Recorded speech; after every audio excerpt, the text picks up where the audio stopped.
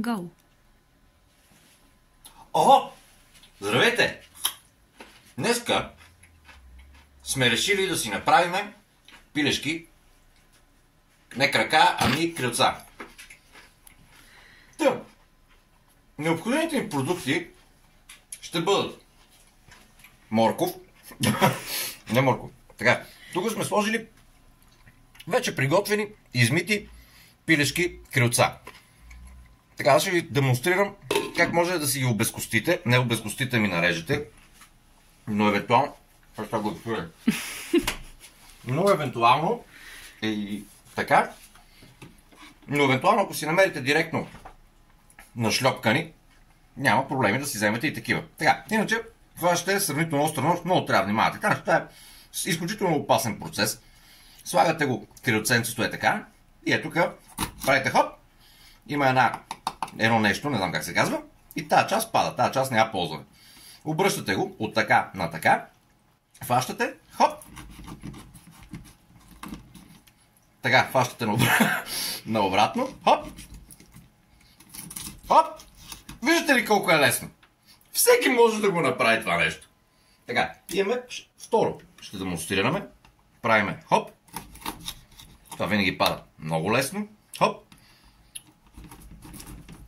за това имаме някакъв проблем.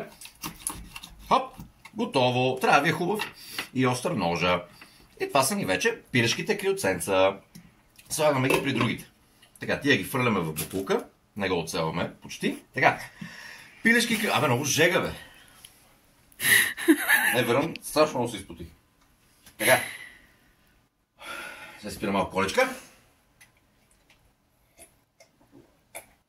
Така. Тук имаме други подправки. Тук имаме розмаринче, черен пипер. Не знам кое от двете е лютия и кое е обикновения червен пипер, но да, имаме от двата вида. Чесън и кафява захар. Тези подправки няма да ви казвам в какво количество, защото всеки си има различни приоритети и претенции. Та фащате и ги разбърквате. Хубаво ги умешваме подправчиците. Взимаме пилешките, го взимаме, слагаме го тук, изсипваме, справяме се чудесно и ги умешваме. Но преди ги умешваме, аз казах ли, че трябва сметана да сложим, а? Казах ли? Май не. Сметана ще я сложим. И сметана. Взимаме тази сметанка, виж, може би трябваше да се подготвим по-хубаво, за да можем да го изрежем, това да ни е готово. Най-добре положението. Взимаме сметанката. Виждаме ли? Взимаме сметанката. Изцеждаме я тук много хубаво.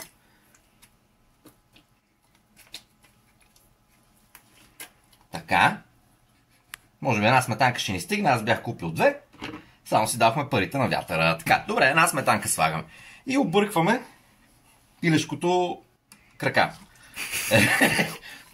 Пилешкото крака го умешваме хубаво с подправките. Ела да правим ASMR с пилешко. Чакай. Шнела, хубаво да има на крилцата, ги умешваме много добре.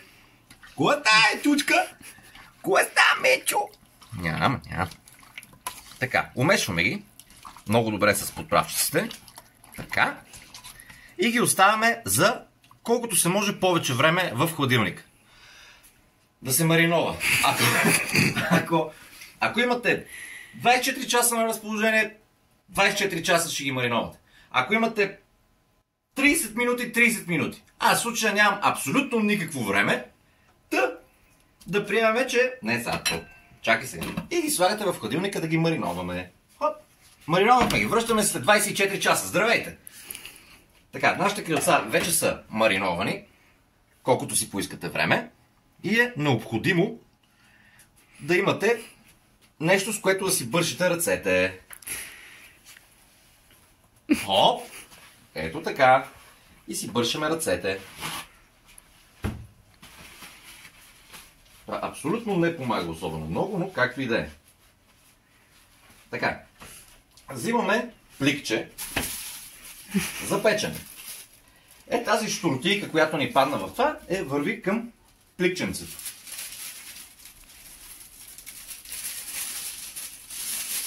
И сега пълниме плика за печене.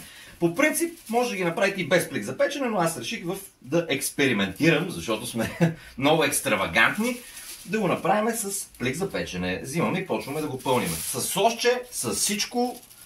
Всичко трябва да има вътре.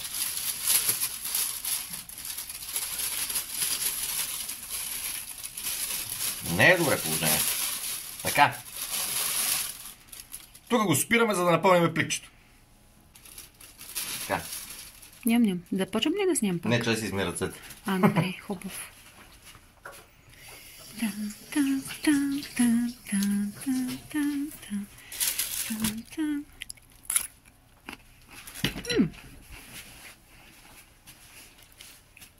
Така. Снимаме. Чакай малко. 3, 2, 1. Давай. Вече магически се напълни това пликче. с някакви неща. Не, с пилешки крака. Крила. Тази френтифлюшка, където идват с пликчетата за печене, тя е много удобна. Така правиш трак, като свинска опашчица. Взимаме пликчето, оставяме му някакъв въздух вътре, все пак да може да диша, защото той ще се подуе, като го сложиме в фурничката. Правиме хоп-хоп-хоп. Нищо не правиме. Ето. И го притягаме. Така. Така притегнатото пликче. Ако поискате, между другото, вижте, хубава идея, може и директно с пликчето да си го мариновате в хладилника. Така. И ние ще пуснем фурната на 180 градуса да се пече. Абсолютно нямам никаква представа колко време се пече. Това ще ви кажа после. Айде. Айде, кът. Кажи ми само кога да почна да снимам. Колко минути горе-долу са минали? 7. Не бе, 20-30 от това. От готвенето не знам. Добре. Почваме ли? Да. Давай. Айде. Охо. Това. Минаха някъде... Минали са между 15 минути и 30 минути. Може да кажем колко, защото абсолютно забравих да погледна в колко го сложихме. Така. Но са минали някакво време, трябва да си го наблюдавате. Различните фурни са различни. Моята варира от 15 до 30 минути може да има време. Така, това е в пликчето, то вече е готово. Не гледайте тук черното, това си е всичко 6 точки. Така. Но тъй като искаме малко и да се позапекат така, да се позапекат, правим така. Хоп. Нищо не направихме. Чакай. Това трябва така. Много внимавайте, тук ще излизат пари, мари. Аз го режа с тъпото, аз се чудя, защо така се получава. Ау. Страхотия душия. Перфектно. Ви кажа какъв аромат невероятен, направо лигите ми потикат. Потикат, не ми потичат. Сега го разрязваме пликчето, за да може леко да се позапекат, да фанат загарче. Иначе са божествени. Даже от плика директно махам, целият плик го махам. Супер е. Защото те са се сварили вече с подправките, поели са каквото ще си поемат. И сега само леко да се запекат, за да станат хрупкави. И връщаме във фурната. Сега вече ще го връщаме. Добре, връщаме. Това тук сега.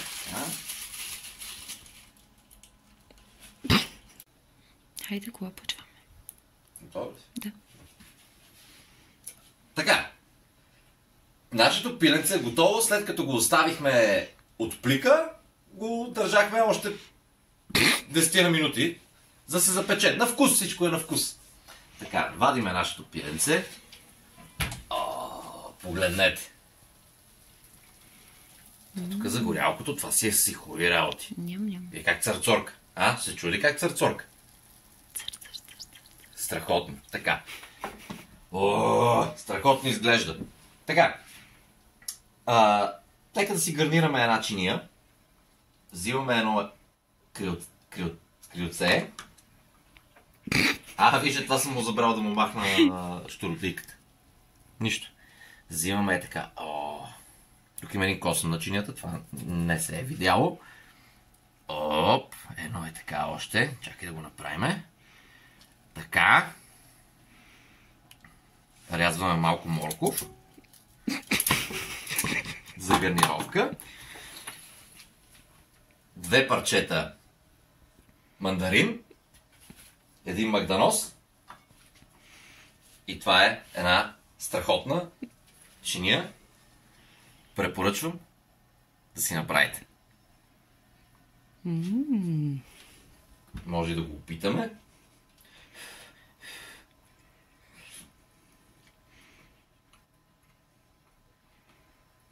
Страхотно е, браво. Направете си такова нещо.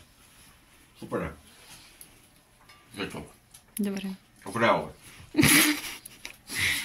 Май забрави да му сложиш сол или? Верно, с чущо ме без сол. И може да си го посолите. Страхотно е.